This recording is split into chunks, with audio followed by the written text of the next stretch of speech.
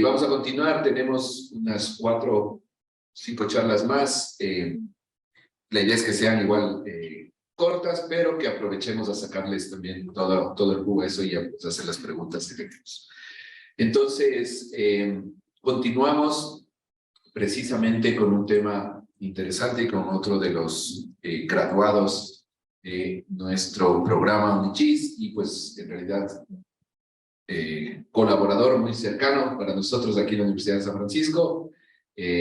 Carlos Valle Piñuela ha estado pues, bastante tiempo también involucrado en esto y pues su trabajo en el Ministerio de Ambiente, Agua y Transición Ecológica es muy valioso para todos nosotros, pero nos va a contar mucho también de esto, ¿no? de la parte geográfica y de lo que se puede entender en los temas de, sobre todo en el Chocó ecuatoriano, ecosistema tan importante. Entonces doy la bienvenida a Carlos y pues así damos obviamente inicio a esta segunda parte del Foro Mundo.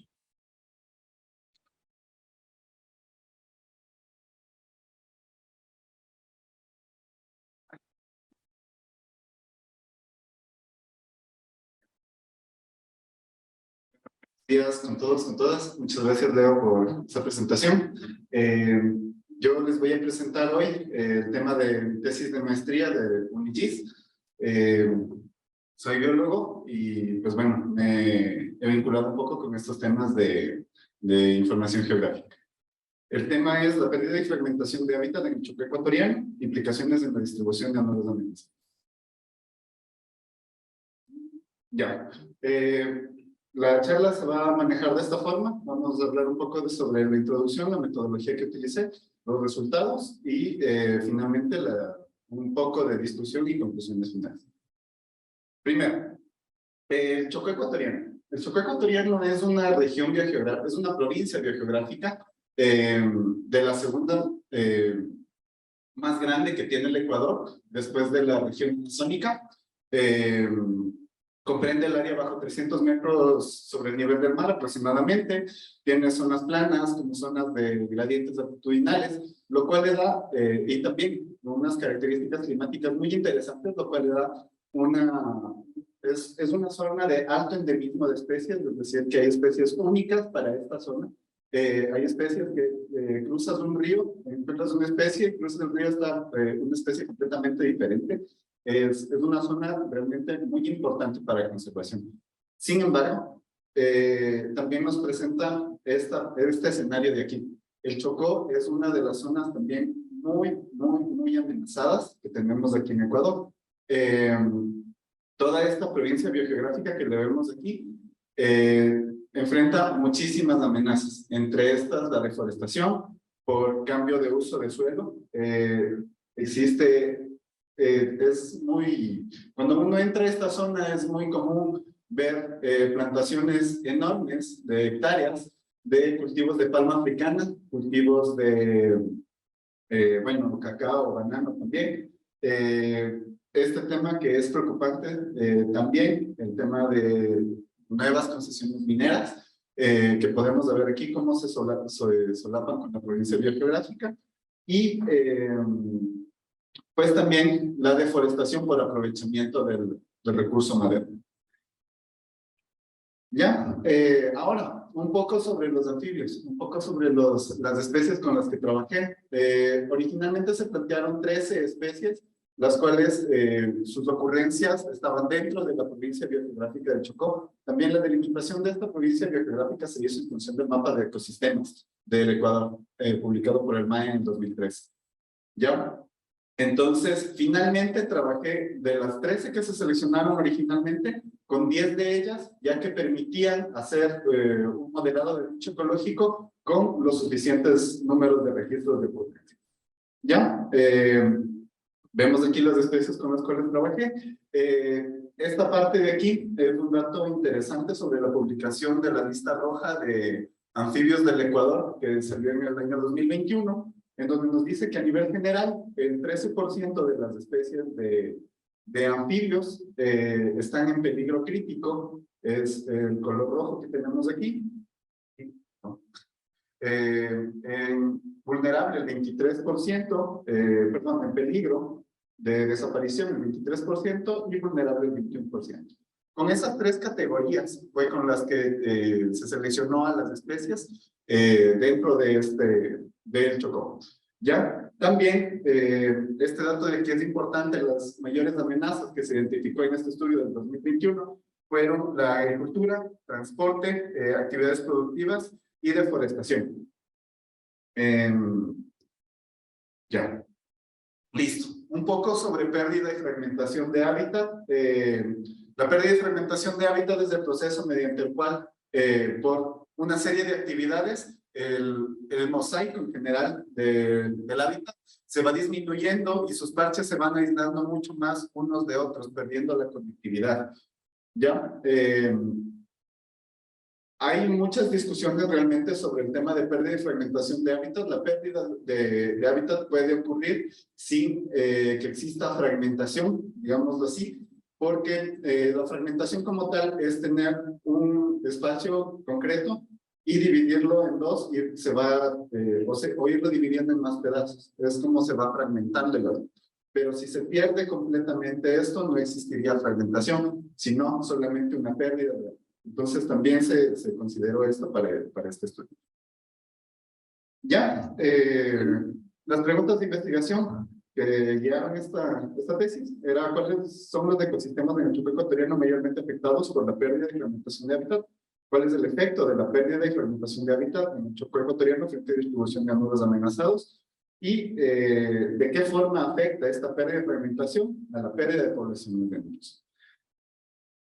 Ya, brevemente, ¿cómo se estableció la metodología de este estudio? Fue con información primaria obtenida información secundaria obtenida de los datos que existen oficiales sobre deforestación del Ministerio del Ambiente entre los años 2000 y 2018, y también información que se obtuvo de Global Forest Change, que es un proyecto que tiene la misma escala, bueno, el mismo tamaño del píxel, ya que es de 30 metros. ¿Ya? Entonces, en ambos casos se estableció una reclasificación para poder identificar áreas de bosque y de no bosque. Este análisis se hizo para cada uno de los ecosistemas del Ecuador, de la provincia del Chocó, para identificar dentro de cada uno de estos ecosistemas las partes de bosque y no bosque, y finalmente se utilizó el paquete de R, Landscape Metrics, para identificar varias métricas del paisaje. Por otra parte, para trabajar con las especies de anfibios, lo que se hizo fue un modelado de nicho ecológico, en donde se identificó el área potencial de distribución de estas especies para poder definir ahí cómo se ha ido perdiendo el hábitat en estos dos escenarios, de 2000 y 2018. Ya, principalmente, lo que quiero mencionarles aquí es de estos dos ecosistemas, en donde se puede ver una diferencia muy marcada. El primero, este bosque inundado de llanura aluvial del Chocó ecuatorial, BS03, presenta una disminución de hábitat en estas partes de aquí. Lo que vemos en amarillo es la Reserva Ecológica Manglares Cayapas-Mataje. Tenemos que zonas en donde no se identificó bosque en el año 2000, en el 2018 ya se identificó bosque, sea por esta herramienta de Global Forest Change o por los datos del ministerio. Y también los datos indican esto, que por fuera del área protegida todavía tenemos una pérdida significativa de bosque. ¿Ya?